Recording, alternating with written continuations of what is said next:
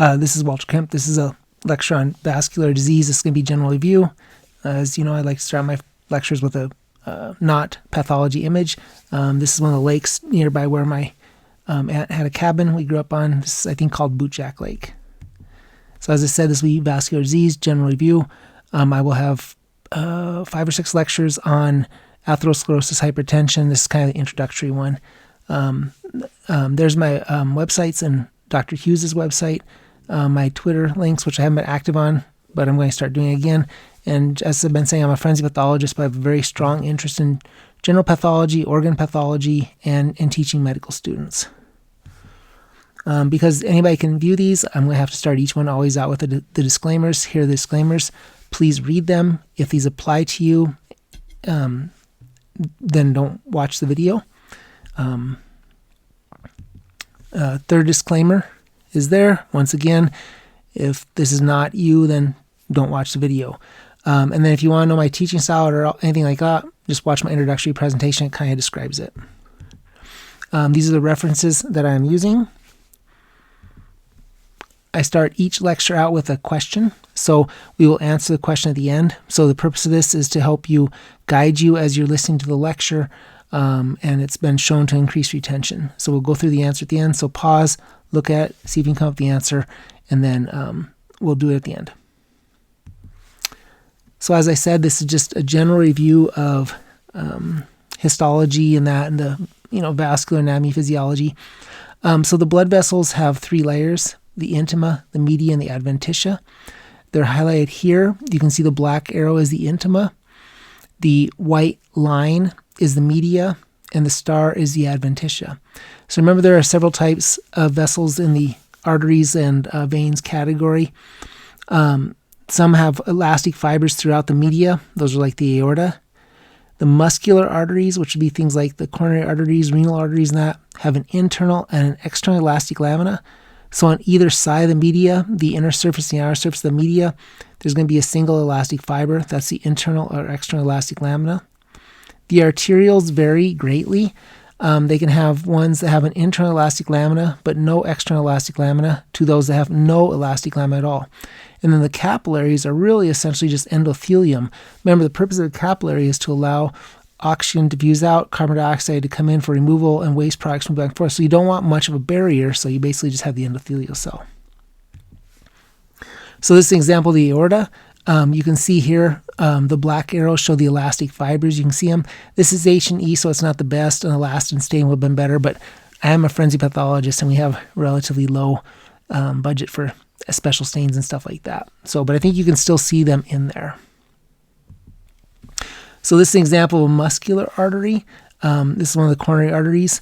The lumen will be up there, the top left.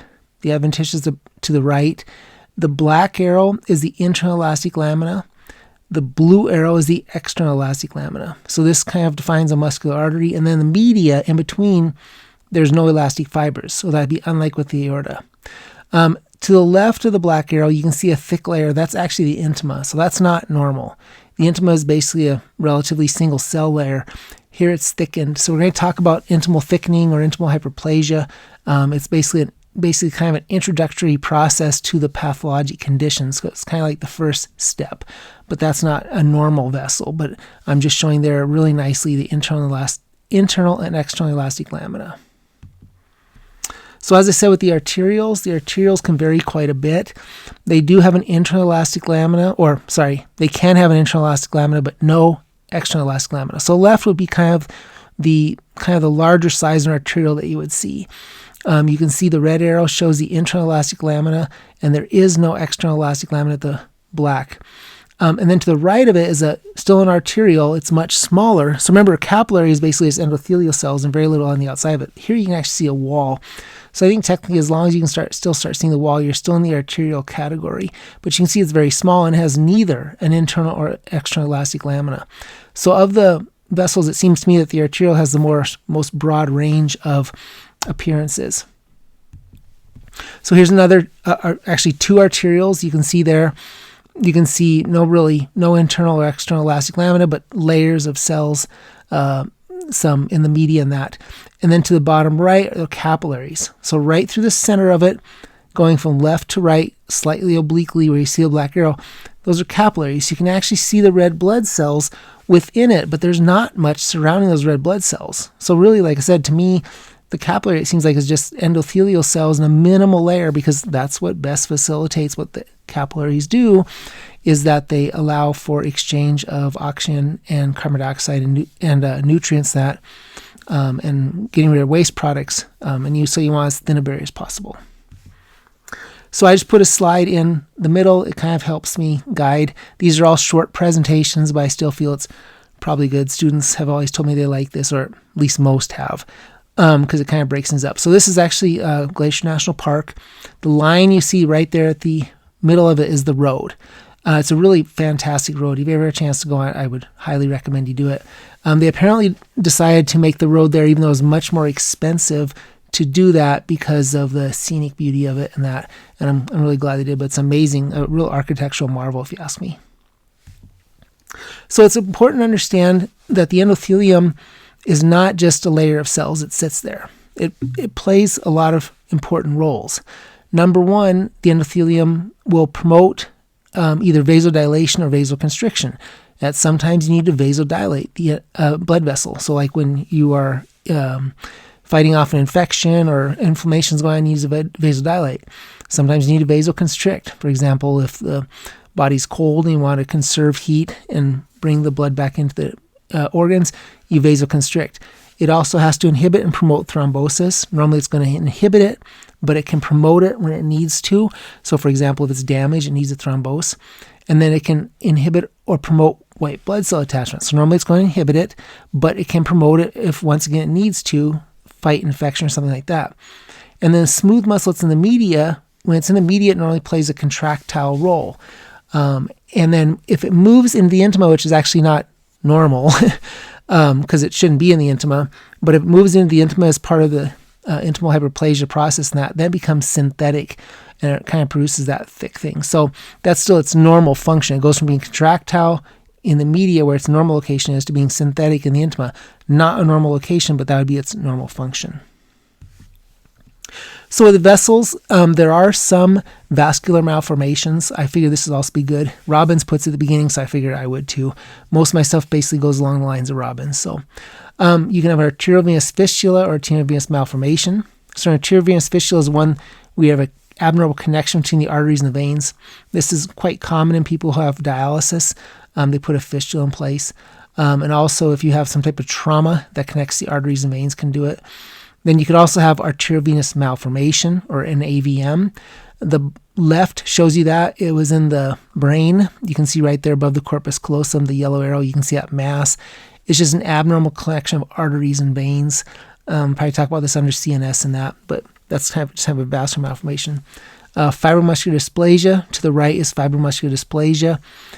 It seems to me like it's just kind of a combination of the intima and media into one layer, just kind of abnormally organized in that can cause obstruction. This is in the artery to the atrioventricular node of the heart, but you also know fibromuscular hyperplasia affects the renal artery and causes hypertension.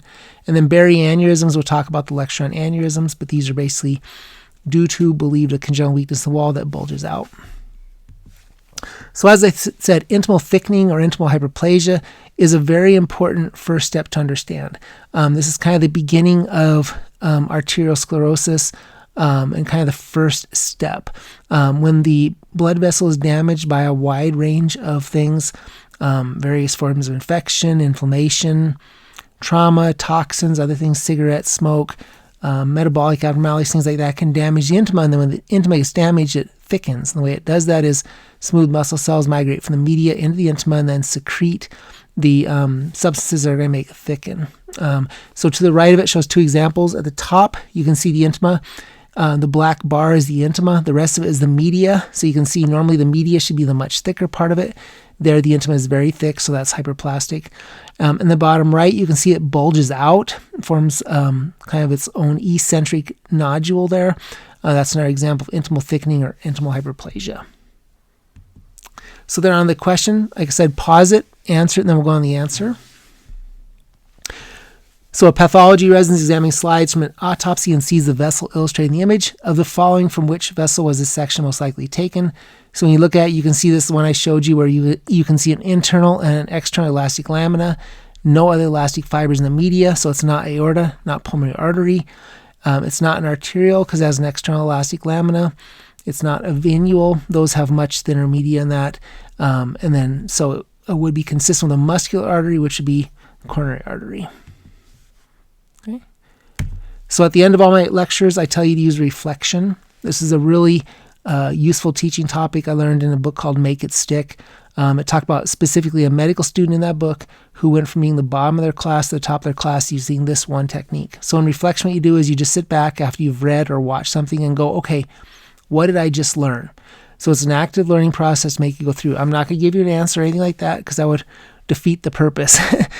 So just think, what are 5 things I learned from this lecture? And I hope you learned 5 things from this lecture. And then this is the top of Glacier National Park. Like I said, if you're ever in the neighborhood, stop by. Very beautiful drive. That's it. Thank you.